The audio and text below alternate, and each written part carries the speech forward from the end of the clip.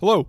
Welcome to 10 at 10. My name is Michael Ramage. I'm the director of the Center for Computer and Information Technology here at Murray State University, and welcome to 10 at 10.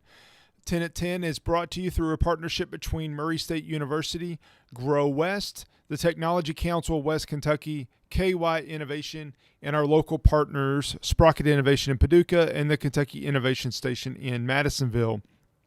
Last week we started a conversation about how to dispose of your mobile devices in a secure way. And this week, I want to talk a little bit more about that. Last week, we kind of really tried to scare you in the sense of it's amazing how much information is available on devices that we dispose of. And then this week, we want to talk about how to dispose of those devices in a more secure way. Last week, Dr. Randall Joyce joined us, and we talked about that he would purchase used phones just as research in class to look at what can we find on devices, thinking that he would have to use technology and different techniques to find that information. But the reality has been that just on the devices, power them up, and we can find more information than we want to find, more information than should be there. He has seen social security numbers. He has seen text messaging. He has seen pictures that are probably inappropriate outside of the bedroom. He has seen private information that businesses would need legal information. And most importantly, for what the theme of 10 at 10 has been, he has found information on these devices that frankly should be protected better per legal ramifications. So what he's finding could have an impact on a number of different pieces, but is saying that some of these used phones, if used by individuals in certain types of industries, is probably out of compliance with federal law. So he found a lot of information. And this week, I want to spend the time talking about a few simple steps that you can take to better dispose of that phone in a secure way. So let me share a couple of those. First of all, before you do anything, back up your data. So before you follow any of these other steps, I want you to back up your data. I want to make sure that you are backing up that information in a secure way. So that's step number one. Second, I want you to and let me go back. You should be regularly backing up your data, whether it's on your computer, whether it's on your phone, whatever device that you're using. You should be regularly backing up your data. That is good technology hygiene to regularly back up your data. But you specifically want to do it before you start destroying your devices, because at that point you're not getting that information back. Second, you want to delete your accounts. And what I mean by that is that whether you have an iPhone or you have a Google Android phone or a number of different devices, you're going to have accounts connected to different things. On my iPhone, obviously I have to have an Apple ID and account, so my phone is connected to that account. If you're going to throw your phone away, you don't want that to be connected to your account. You may also have other personal email accounts or business email accounts or student email accounts, family accounts. There's a number of different accounts that you can have on your phone. You want to delete and remove those accounts from your phone before you get rid of it. It's, again, if you wipe it, if you destroy it, if you get rid of these other cards, SIM cards or memory cards that we're going to talk about, you may be okay anyway.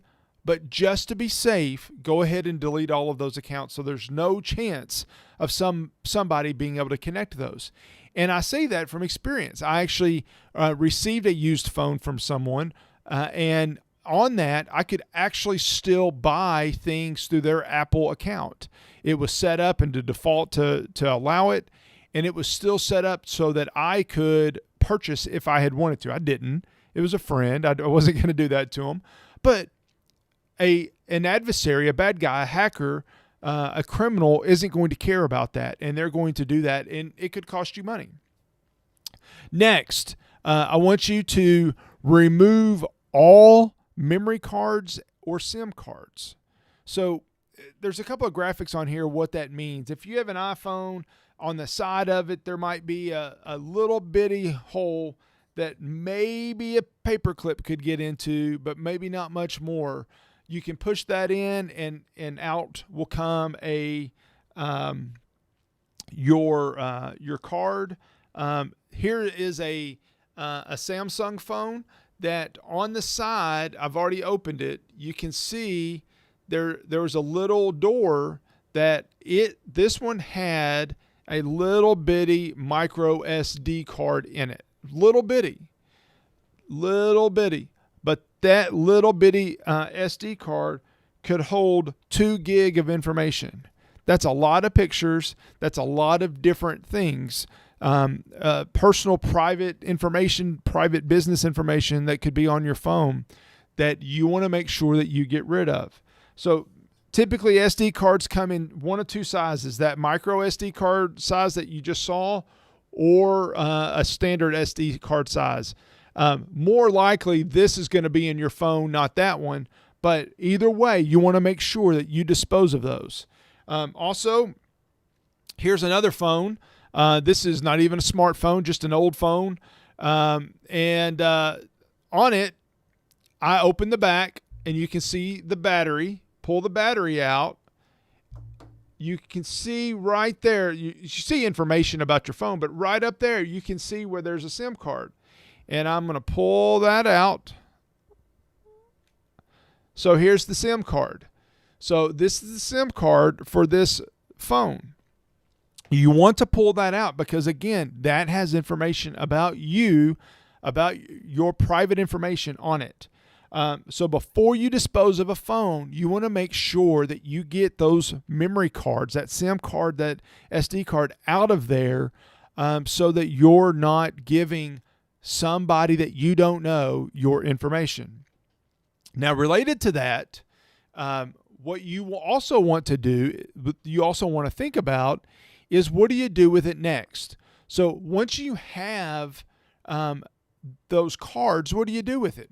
Well, if you're going to transfer that information to another device, maybe you keep it. Otherwise, snap them in half, break it, destroy it. You don't want anybody to be able to read what's on that information once you've backed it up. So you want to destroy it. Another thing that you saw that I did was I removed the battery from that phone. Well, you want to remove the batteries. Is there any information in a battery that's going to point back to you? No. But if you're getting rid of your phone, as Dr. Joyce shared with us last week, you want to eliminate the easy things for that criminal, for that bad guy to do.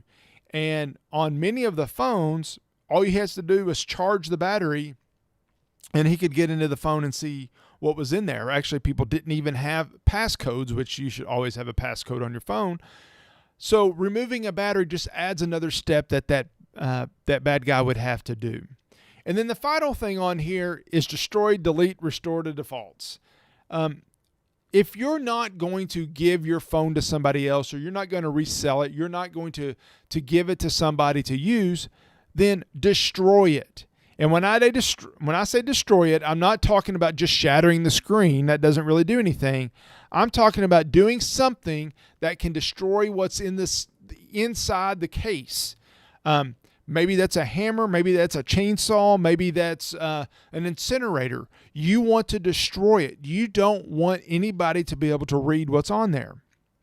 Now, if you're going to be recycling it, if you're going to be giving it to somebody, reselling it to the manufacturer, or giving it to somebody else to use, then you're going to have to delete what's on the hard drive, what's still in the memory.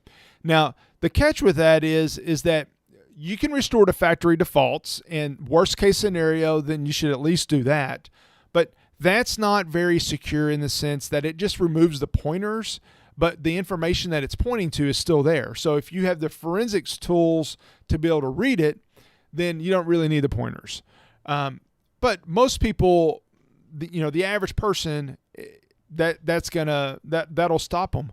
But for the more sophisticated people, you want to remove the pointers, delete it right over top of it, delete it right over top of it. Do that a couple of times. The more you do that, there's some different DoD methods for really wiping a drive, and that's what you really want to do. There's some free tools, some inexpensive tools that you can get that can help you do that.